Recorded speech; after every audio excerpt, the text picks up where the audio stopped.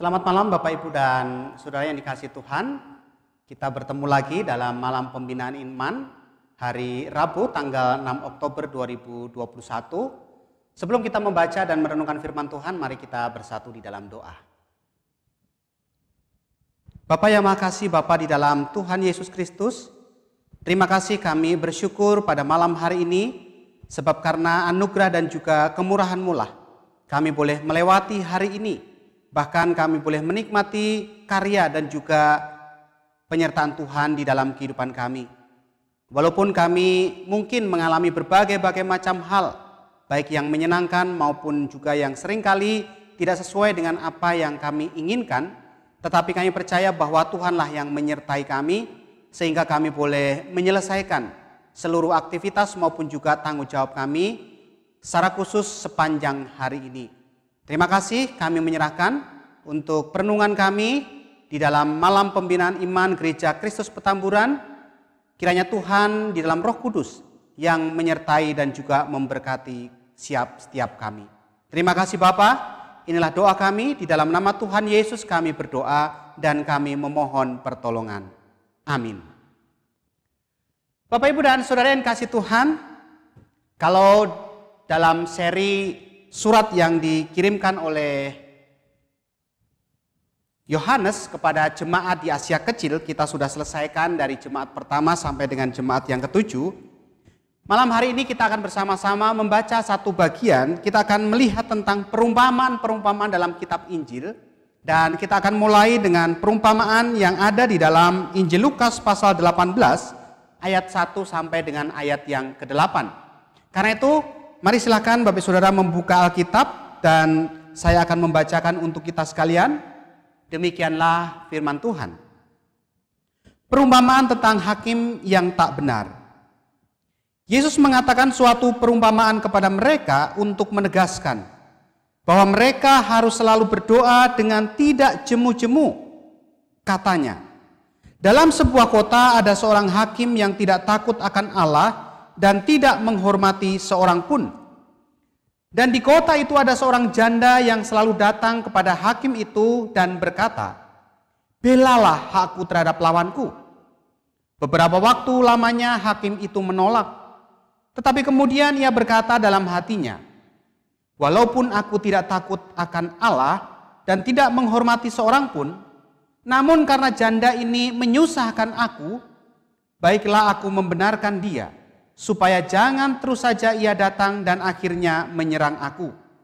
Kata Tuhan, "Camkanlah apa yang dikatakan hakim yang lalim itu.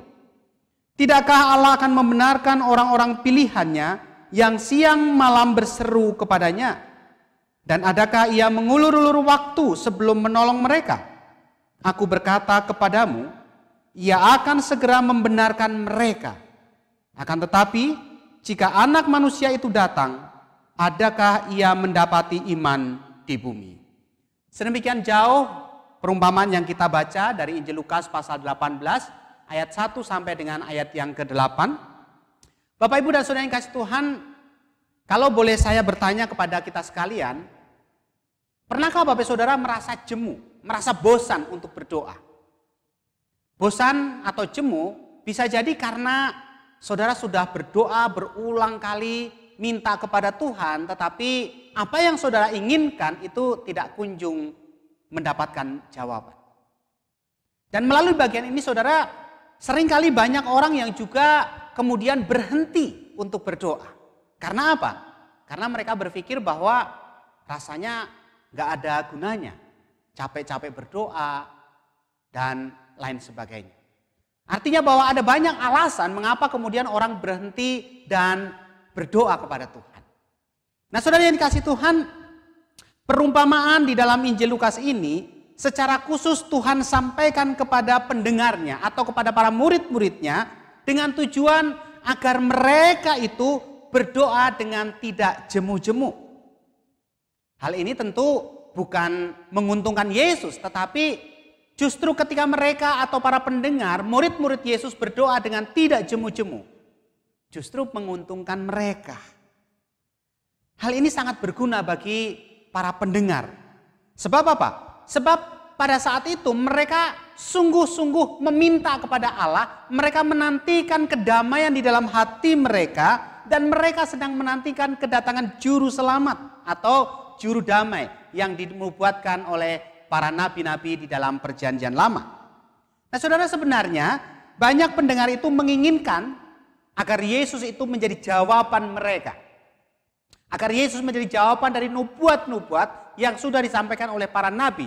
Dengan kata lain, saat itu sebenarnya para pendengar menginginkan Yesus itu menjadi raja damai mereka. Tetapi rupanya pola pikir mereka pada saat itu untuk menjadikan Yesus sebagai raja tidak tepat. Oleh karena itu, Yesus tidak mau mengabulkan permintaan mereka. Tetapi sebagai gantinya saudara, di sini kita perhatikan bahwa Yesus mengajar mereka tentang kesungguhan berdoa. Artinya Yesus mau supaya para murid atau juga para pendengar yang mendengarkan perumpamaan atau kisah dan juga pengajaran Yesus, mereka sungguh-sungguh berdoa dan doa mereka itu didasari dengan iman yang benar. Selain itu, perumpamaan ini juga relevan bagi kehidupan kita pada masa sekarang. Mengapa? Karena khususnya masa pandemi dari awal tahun 2020 dan juga sampai hari ini, kita tahu belum selesai sepenuhnya. Mungkin ada di antara saudara yang mulai capek, ada di antara saudara yang mulai jemu, ada di antara saudara yang bahkan mulai berhenti untuk berdoa. Karena saudara merasa gak ada lagi gunanya untuk berdoa. Oleh karena itu yang saya mau katakan di awal ini adalah bahwa perumpamaan yang Yesus berikan kepada murid-murid pada waktu itu juga masih relevan bagi kita pada masa sekarang ini. Bahwa orang percaya di segala zaman perlu berdoa dengan sungguh-sungguh dan juga didasari dengan iman yang benar. Saudara yang kasih Tuhan, melalui bacaan di dalam Lukas 18 ayat 1 sampai dengan 8 ini, paling tidak ada 3 hal yang kita lihat dan kemudian bisa kita aplikasikan di dalam kehidupan kita. Yang pertama, kalau kita melihat di sini ada peran seorang janda dalam perumpamaan yang Yesus ceritakan. Saudara, janda ini melambangkan golongan lemah dari sebuah masyarakat. Apalagi janda yang dikatakan di sini adalah janda sebatang kara. Janda dalam perumpamaan yang Yesus ceritakan sedang mencari keadilan kepada seorang hakim. Dan di sini jelas tercatat bahwa hakim itu adalah orang yang memang berhak untuk memutuskan perkara. Karena itu tidak salah kalau janda itu datang kepada hakim dan meminta agar hakim itu memutuskan perkara yang sedang dihadapi. Tetapi sayangnya saudara, dalam perumpamaan ini dicatat bahwa hakim ini adalah hakim yang tidak takut akan Tuhan. Karena apa? Bisa jadi karena merasa dia punya kuasa. Sehingga ada jabatan, ada otoritas, ada kuasa yang melekat dalam dirinya. Dan lebih parah lagi, ia adalah hakim yang egois. Karena dengan jelas dicatat, hakim ini tidak menghormati seorang pun. Dengan demikian saudara, hampir dipastikan bahwa jika bukan karena terpaksa, nampaknya tidak ada yang mau berurusan dengan hakim yang lalim itu. Oleh karena itu ketika janda itu datang dan berkata, tolong ya, belalah hakku. Saudara, di dalam bacaan ini dijelaskan bahwa sudah berkali-kali janda itu datang kepada hakim untuk mendapatkan keadilan. Tetapi rupanya selama ini hakim yang lalim itu tidak pernah melakukan apapun kepada janda yang sebatang kara itu. Tetapi di sini juga dinyatakan bahwa karena terpaksa, agar janda itu tidak lagi mengganggu dia, agar janda itu tidak mengusik dia lagi, barulah kemudian dikatakan dia akan melakukan sesuatu untuk janda itu.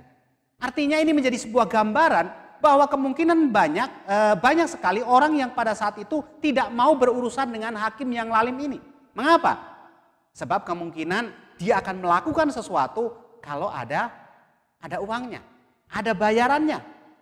Ada keuntungan yang dia dapat dan kemungkinan besar hakim ini hanya membela orang-orang kaya yang kemudian menguntungkan kehidupannya.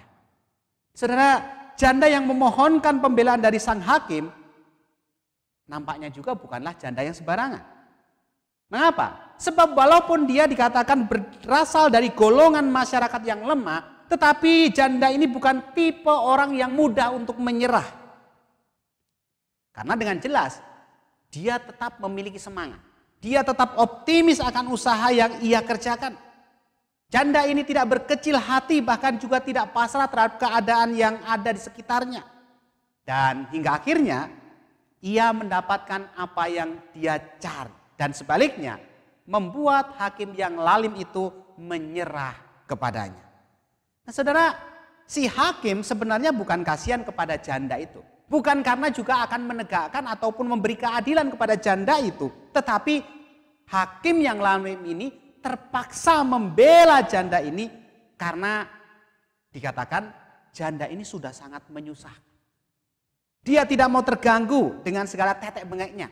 Karena kalau tidak diselesaikan hari itu juga kemungkinan esok akan datang lagi. Dan kalau tidak diselesaikan kemungkinan lusa janda ini akan datang lagi memohon untuk perkara yang sama agar hakim ini membela perkaranya. Nah, saudara, dalam perumpamaan ini Tuhan memberi pelajaran kepada kita bahwa berdoa itu tidak boleh cepat menyerah. Berdoa kepada Tuhan itu tidak membuat kita jemu. Jika kita telah berdoa dan saat ini apa yang kita minta, apa yang menjadi kerinduan kita belum terkabul. Atau bahkan mungkin sudah beberapa tahun belakangan ini kita rajin mendoakan tentang sesuatu dalam kehidupan kita. Jangan menyerah. Tuhan mau agar kita tidak jemu. Agar kita tidak menyerah dengan keadaan yang sedang kita alami hari ini.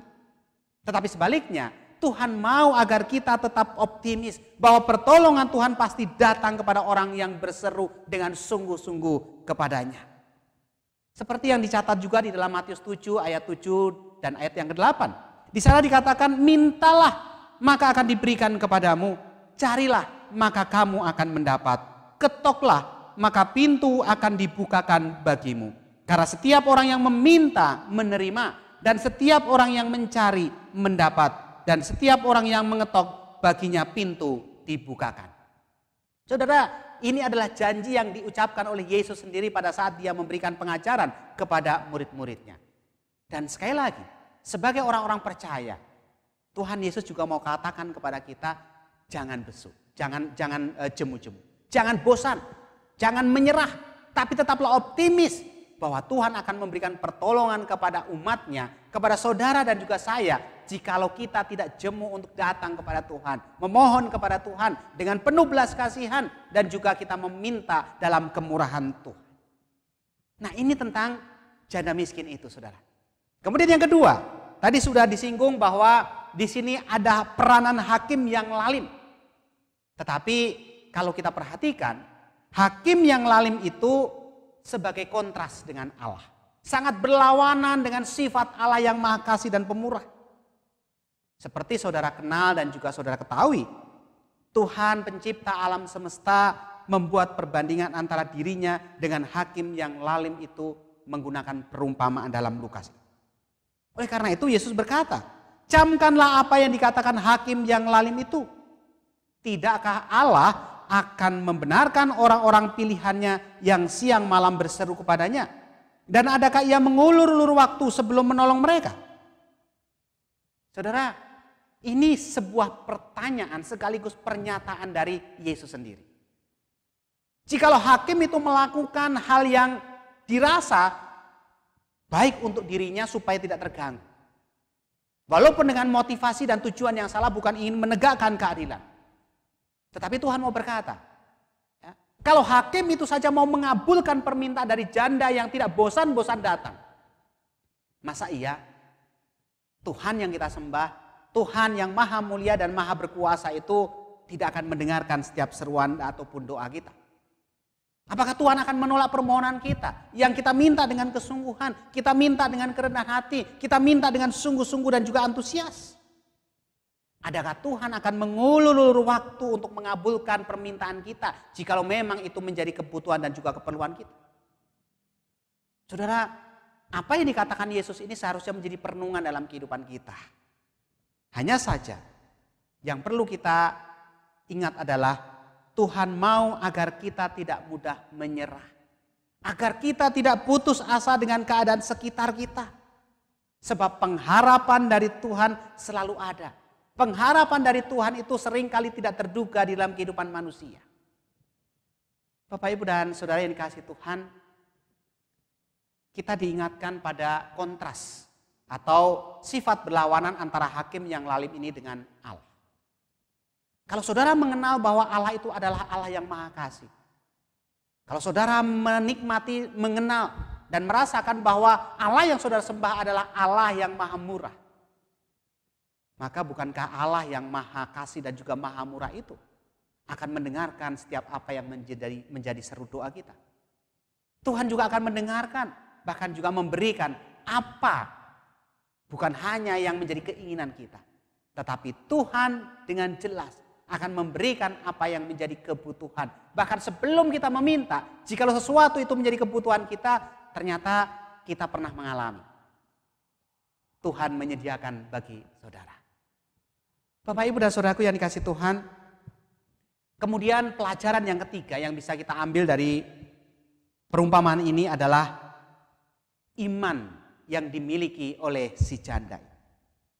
Di akhir perumpamaan, Yesus menembak para pendengarnya dengan sebuah pertanyaan. Pertanyaan yang boleh dikatakan pertanyaan bersifat skeptis. Seolah-olah akan menyampaikan sebuah keraguan. Dengan jelas Yesus katakan, jika Anak Manusia itu datang, adakah ia mendapati iman di bumi? Seolah-olah Yesus mau meragukan. Walaupun kau punya iman yang kuat, walaupun kau punya antusias dalam meminta kepada Tuhan, tetapi jikalau Tuhan atau Kristus datang, apakah Kristus memiliki tempat di dalam kehidupan? Saudara, ini pertanyaan yang tentu saja perlu kita renungkan dan refleksikan dalam kehidupan kita hari demi hari. Sebab seringkali kita terjebak hanya sebagai umat yang meminta-minta, sebagai umat yang seringkali hanya memohon, tetapi tanpa mengerti dan tanpa mempedulikan apakah Kristus itu memiliki tempat yang nyata di dalam hati dan kehidupan kita. Untuk apa, saudara? Untuk menolong kita, untuk menyertai kita, untuk memberkati kita, untuk memelihara kita, bahkan juga untuk menuntun langkah di dalam kehidupan kita. Oleh karena itu, pertanyaan bagi kita sekalian adalah, kira-kira iman seperti apakah yang Tuhan Yesus maksudkan, yang Dia tidak akan temukan di akhir zaman ini? Saya kira iman yang diharapkan Kristus adalah iman seperti seorang janda yang tidak mudah menyerah. Walaupun keadaan dunia ini semakin hari semakin tidak berpihak kepada kebenaran. Tetapi seiring dengan itu, saudara, iman juga harus tidak mudah putus asa. Sebab kita meyakini, kita percaya bahwa pertolongan Tuhan bagi anak-anaknya itu akan nyata dan tepat pada waktu. Oleh karena itu, kalau saudara meyakini dengan sungguh-sungguh, saudara tidak akan meragukan. Kalau saudara minta dengan kesungguhan, saudara minta dengan iman, saudara minta apa yang menjadi kebutuhan saudara. Bukankah firman Tuhan juga mengatakan, Tuhan akan membuka tingkap-tingkap langit. Untuk apa? Untuk memberkati saudara. Bapak, Ibu, dan saudaraku yang dikasihi Tuhan, yang harus kita pahami dan juga harus kita refleksikan, renungkan dalam kehidupan kita adalah, kalau saat ini kita sudah rajin berdoa, kalau kita sudah antusias datang kepada Tuhan, tapi ternyata kita belum mendapatkan apa yang kita minta, maka sesungguhnya juga ada satu pertanyaan bagi kita. Sudahkah kita menempatkan Yesus secara sungguh-sungguh dalam kehidupan kita? Sudahkah Yesus memiliki tempat yang nyata di dalam hati saudara? Atau selama ini kita selalu meminta kepada Tuhan tanpa peduli terhadap pribadi Yesus sendiri? Karena itu, mari saudara, dari perumpamaan ini kita belajar agar kita sungguh-sungguh meminta. Jangan bosan, jangan jemu datang kepada Tuhan. Kemudian yang kedua, Allah kita adalah Allah yang maha kasih, Allah maha murah. Dia tidak akan mengulur-ulur pertolongannya kepada kita jikalau memang kita membutuhkan. Dan kemudian yang ketiga, mari kita belajar dari iman si janda. Bahwa dengan sungguh-sungguh dia percaya, suatu hari suatu saat haknya, keadilan akan dia dapatkan. Dan ketiga hal ini saya percaya itu juga akan terjadi dalam kehidupan kita kalau kita memberikan ruang dan juga tempat yang nyata dalam hati kita untuk Yesus. Kita memiliki iman yang sungguh-sungguh, berdoa dengan sungguh-sungguh, kemudian kita mempercayai Allah kita adalah Allah yang murah.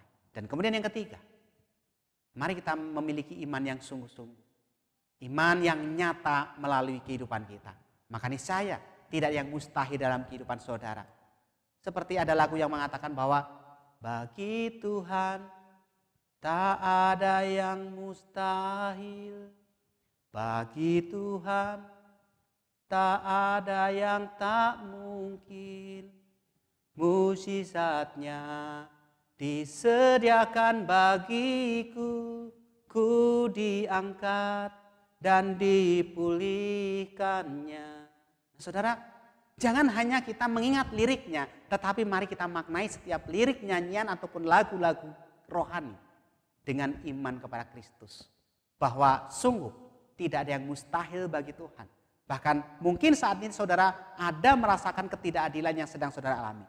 Percayalah, suatu hari nanti Tuhan akan menyatakan keadilan kepada saudara. Kalau mungkin saat ini saudara sedang merasakan bahwa ada banyak pergumulan dan doa saudara belum terjawab. Percayalah, yakinlah bahwa ada waktunya Tuhan akan menjawab, Tuhan akan menolong saudara tepat pada waktunya. Mari kita belajar dari perumpamaan ini dan melalui perumpamaan ini kita bertumbuh di dalam hidup kita sebagai anak-anak Tuhan, bertumbuh dalam kehidupan rohani kita dan kita semakin memuliakan nama Tuhan. Tuhan Yesus memberkati saudara dan juga kita semua. Amin.